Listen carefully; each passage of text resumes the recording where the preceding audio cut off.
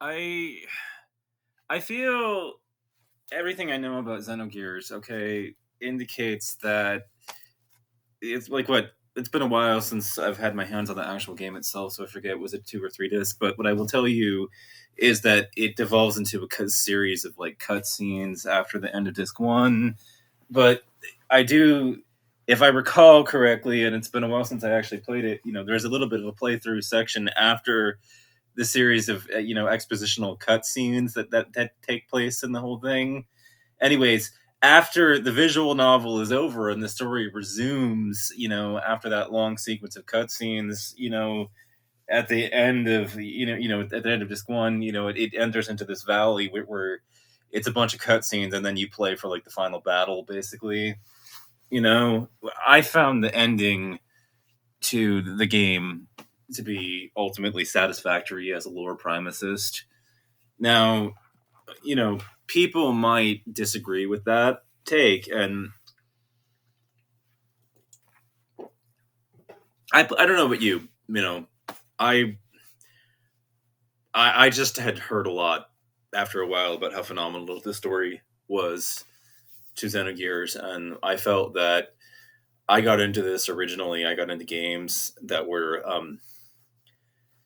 the context to which and how I came to gaming in the first place was never really fully explained to people. I guess why I felt the way that I did about games, and so I guess I should engage transparently and honestly with you about the why I feel the way that I do. When I first um, got into it, I had an older I still she's still around, but I have an older sister who kind of went first, and she got into the Final Fantasy mythos, and when she got into it, she she got into it. She didn't play her way through the first one. I think we were playing together, but after a while, she started to notice that they were starting to tell these stories to these games, and she was starting to notice the lore and the thing, and she was telling us things about the lore of the games and everything. And she was like, I read a lot of books, and I'm an avid reader, and I found that a lot of times these games are a lot like reading a book. And that was what she said. She said there's a lot of really high quality storytelling going on in these games, and I really sometimes can't quite believe how good the storytelling actually happens to be in the considering the medium and everything and the whole thing. And she got me interested in it, and as a consequence, I got into the Final Fantasy series and everything. And I found Ford, I enjoyed it. I wouldn't say it was really great writing, but I enjoyed it. And then I think I felt that they raised the stakes like massively. They raised the stakes with 4, and then they raised them even higher with 6, basically in the industry. And 6 will go down in history as like one of like the first time a very profound story was ever told, and gave permission to other video games to tell profound stories and everything with 6 when it comes to the Final Fantasy series. But I got into it, lore first, game second. you know do you understand what I'm trying to say? Like, I didn't get into it in the kind of fashion where it was like, I'm a gamer, I find mashing buttons and playing turn-based combat to be like the most fun part of the experience. I eventually kind of learned to enjoy turn-based combat, and I found that because my reflexes were a bit slower than other gamers, that this was the first time that I found myself to be good at something, basically. So when I look at Xenogears and I look at that series of cutscenes, that expositional dump that happens on the second disc,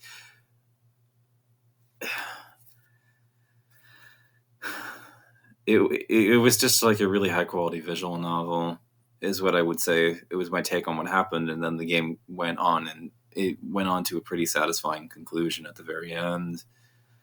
I don't know. I mean, I feel like a lot of gamers would not have necessarily liked the fact that you were no longer in control of the direction of the story. It became really linear because you lost control of your character and just had to sit through this sequence of cutscenes that took place, at the end of it. But I felt that the way that the story came to, wrapped up in its conclusion was actually pretty satisfactory, and yet, I I couldn't help but notice though the 5 of 6, that got dumped on us at the very end, and, that it was supposed to be like a six-part project, but, obviously they, that didn't happen and work out the way that they expected to at the time of the whole thing, and, the thing is that I really feel that what has been said about it for the most part hasn't been, like, completely like, complete information because it's spoken second disc is, like, so infamous that it's spoken of as if, like, there was a sharp decline in quality after disc 1, and yet that's not exactly faithful to what happened. There was a long sequence of cutscenes after the end of the first disc, and then, you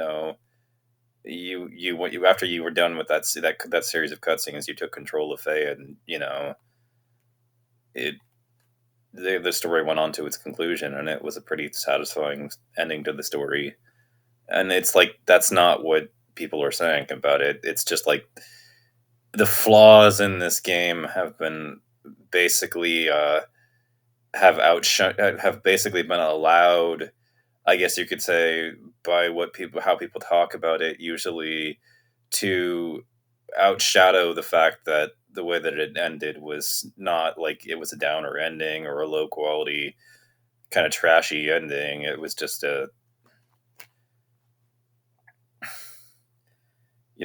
satisfying ending and everything, and it really that bothers me that the fact that this project was so clearly the victim of deadlines, you know that how it ended, and the fact that it ended in a less than perfect fashion has just completely overshadowed the fact that the ending itself was satisfactory.